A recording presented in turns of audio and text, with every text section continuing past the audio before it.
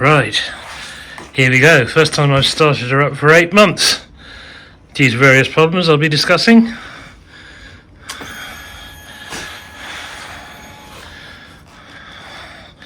Fingers crossed.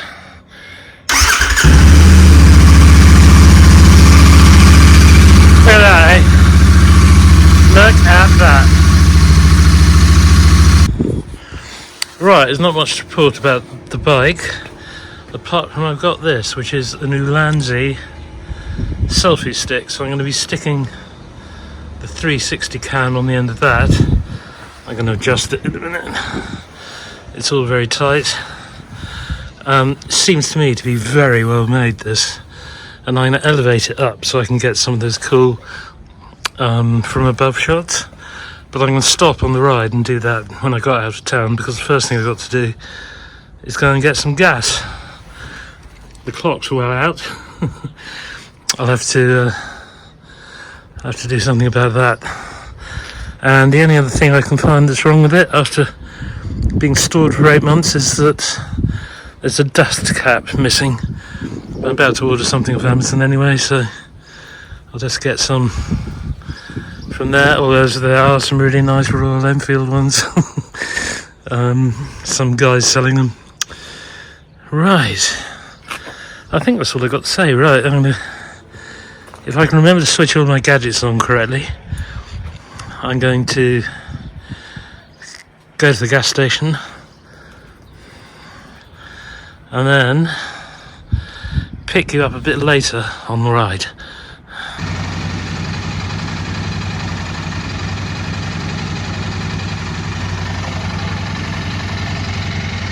Right.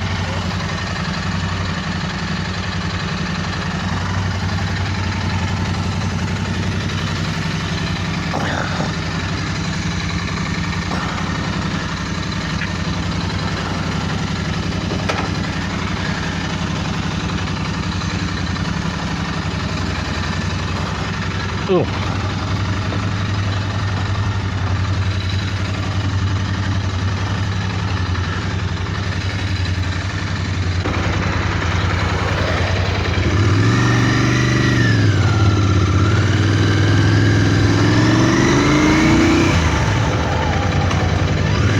Right, that's the gas port.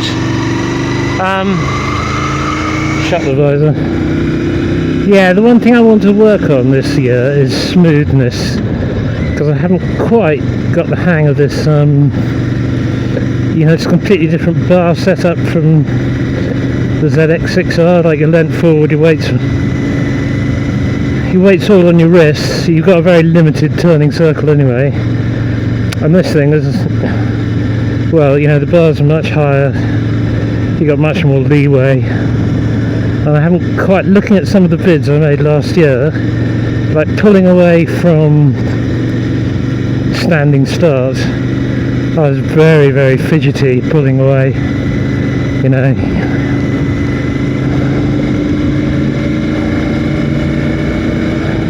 sort of shaking the bars. I want to try and work on that, and I think I just managed a reasonable one coming out of the petrol station. That's something I'm going to be thinking about. But yeah, this is the first ride of the season.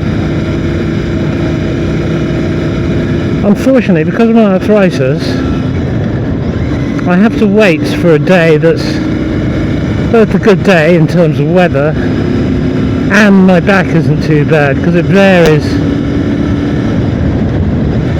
But what can you do? I'm not in control of it. I can control it with ibuprofen, but some days it's worse than others, so... Oh, and the camera's falling down already, so I'm going to have to pull up. And happily there's a lay-by just along here. I think I might go back to just having it on the, say, messing around.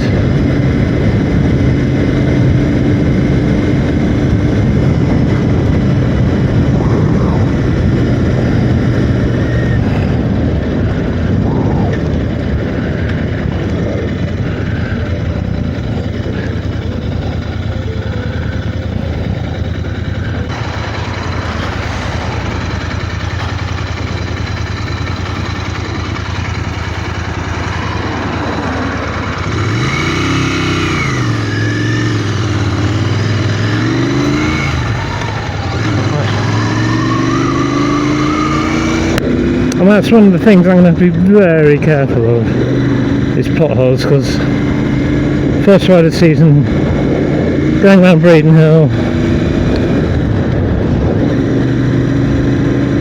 I don't know where the potholes are this year.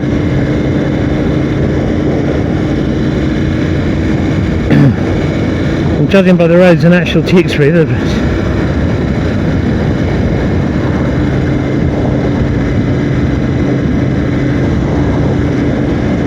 probably terrible, because it's not single track country lane, but a little country lane.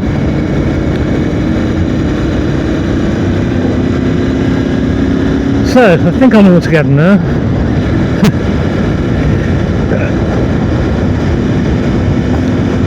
I don't know if the selfie stick is going to make it back to where it's going to slip out of my jacket or not. It was only 12 quid, it was an Ulanzi one, and it struck me as being very well made indeed. The bit that failed then was the motorbike kit that comes with the Insta360 cam. But phew, here we are. I'm out on my motorbike. Woo!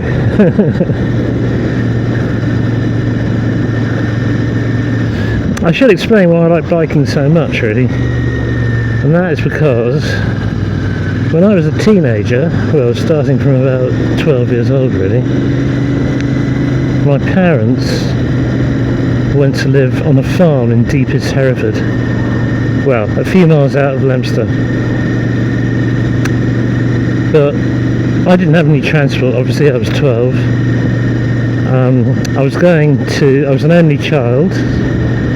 I was going to an all-male boarding school up in London, and my parents, every day when I was home on holidays, what they would do is they would get dressed up to the nines. My dad would wear one of his Savile Row suits, and my mum would wear all the jewellery and all this, and they go out for the day, leaving me on my own on the farm, which in a way was great, because I had a whole farm and I had some fishing and I had shotguns so I could go shooting, but I was completely alone the whole time.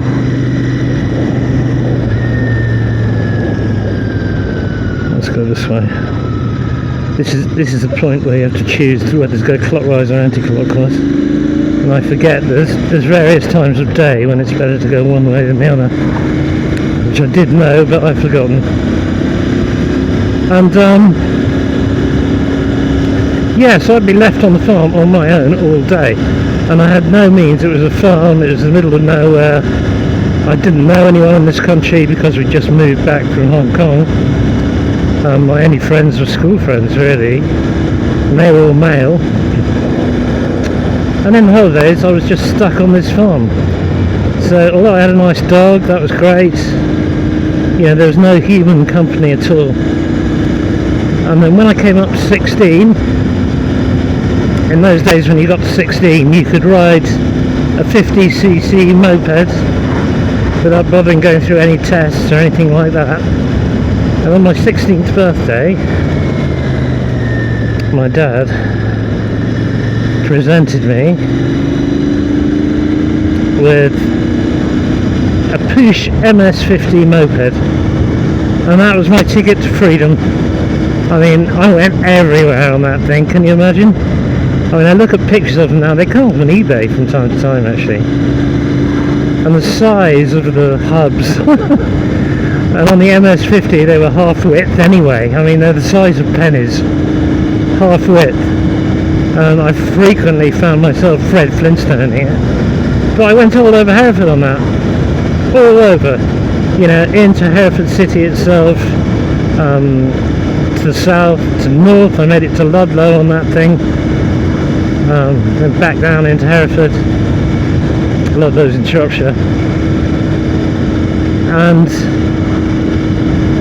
that was it, that was my ticket, that was freedom. And that is why I have always associated motorcycles with freedom. And the reason we were in Hereford, Northern Hereford in the first place, was that during the war my dad was an RAF Bomber Command and Transport Command pilot, and one of the instruction jobs he did, you know, you did ops, then you had a break, you did instruction, which is meant to be less dangerous. One of the instruction jobs he did was up in Shobden, which is a little airfield up in North Hereford.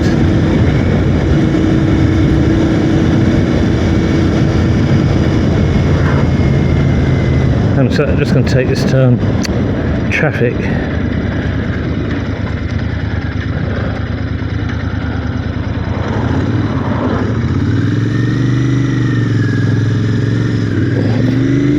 Yeah, it's a little airfield up in North Hereford, and what they were doing there was training army glider pilots. And you had two classes of pilots there. You had actual glider instructional pilots, which my dad was. He was, you know, sat next to a para, because they were all paras. Once they landed the glider, they had to be an infantry, well, a para, you know, they had to fight. Whereas you find in American forces, I think I'm right in saying, once they'd landed the glider, that was it. They were they then made their way back to their own lines. But in the British Army, they were paras who were trained as glider pilots. And the other type of pilot was a tug pilot. He was flying tugs to get the gliders in the air. And there are quite a lot of famous people actually there with my dad. One of them was a Mr. LaGuardia. Ring a bell? Ever flown into New York? He was the brother of the mayor of New York, Mr. LaGuardia. And he was a tug pilot, and my dad described him as being more at home in the air than on the ground. He was that good a pilot, you know, really, really good. And another one was Whitton Brown, who was the son of the famous transatlantic flyer, etc., etc. You know, there's obviously the creme de la creme. I'm not sure my father came into that category, but he was above average he was graded above average as a pilot. And of course it was horrendously dangerous, because you were training paras to be pilots in an aircraft that had no engine, and you have to make one mistake. If you're near enough the ground, you're fucked. So, but he survived like he survived everything else. He survived all the bomber raids he did. He survived searching for U-boats in Armstrong Whitworth Whitleys from St Evil in Cornwall. They used to fly over the Bay of Biscay, and the idea of that was you just flew up and down the Bay of Biscay basically, because to recharge their batteries the U-boats had to come to the surface and use their diesel engines while they recharged their batteries, and of course the electric engines were the ones they used underwater. And the U-boat captains would have a sky periscope, so they'd come up to periscope depth, and if they saw an aircraft, there was absolutely no way they'd surface, and they'd go back down again, because they were losing so many U-boats to aircraft.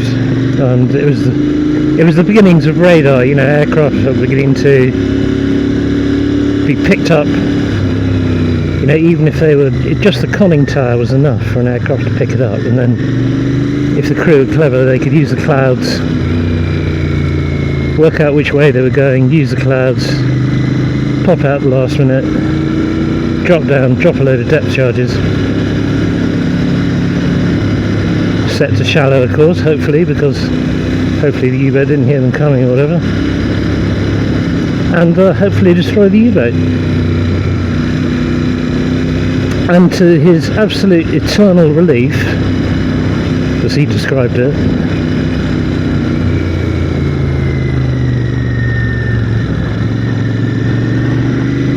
he never actually spotted one because he was convinced that in a Whitley, which was one of the most unmanoeuvrable aircraft there was, he said if you jammed your feet against the side of the cockpit, pulled the stick over, about a minute later the thing would react.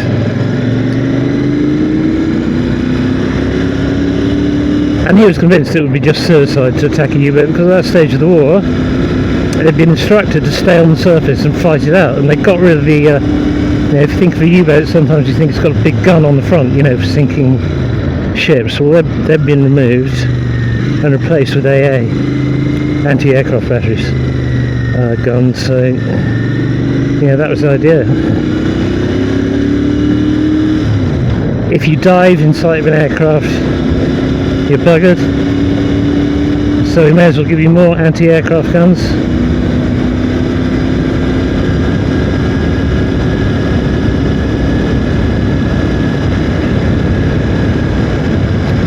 And you're going to have to fight it out on the surface. Yeah, I'm not sure why I got into that there, but because this is meant to be about my first ride of the year.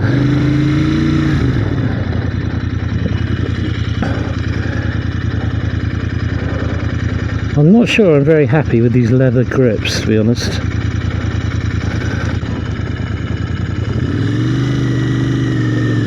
I think I might get rid of them. Which is a bit of a shame because they're 25 quid. I think I'll either get grip puppies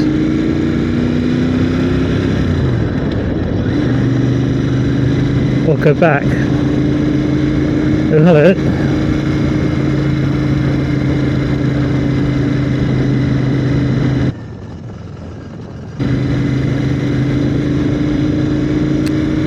I'll either get grip puppies or just go back to the regular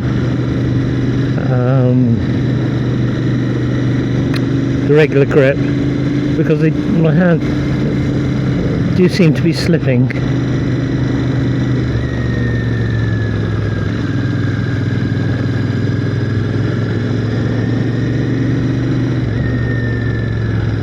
Caution mud on road. Well, I'm being very cautious anyway. I should explain, if you're wanting thrills and spills, I'm not the guy to watch. I'm approaching my late 60s. This is a Royal Enfield Interceptor. It's not built for speed. It's built for exactly what you see around you now, pottering around country roads, and that is what I enjoy doing. My days of shooting around on sports bikes are well and truly over, and I just enjoy doing this. I just love motorcycling for reasons I've previously explained.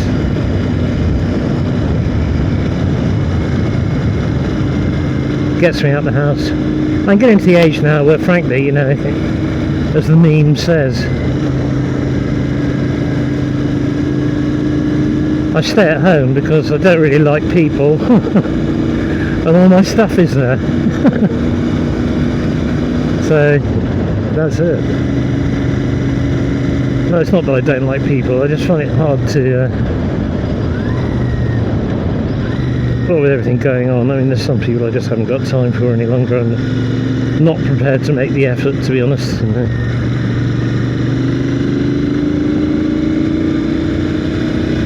If people want to be a pain in the arse, then I'm quite happy never to clap eyes on them. Right.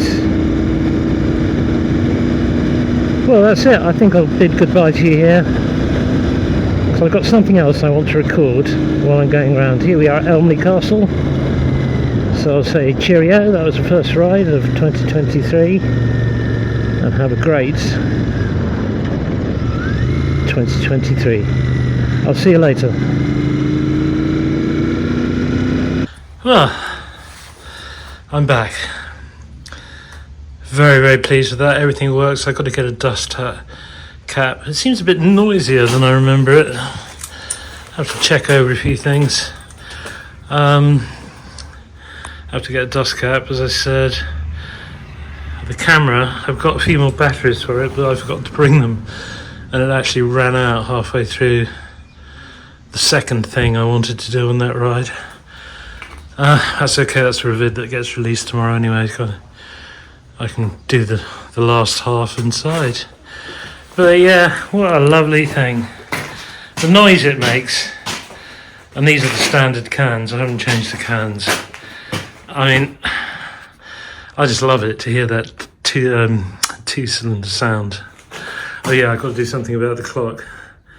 It's more like 4 o'clock now. It looks like we're going to have thunderstorms. He did say we might get them, and it's got insufferably stuffy. And we got cloud build up. But there we go. That is the end of...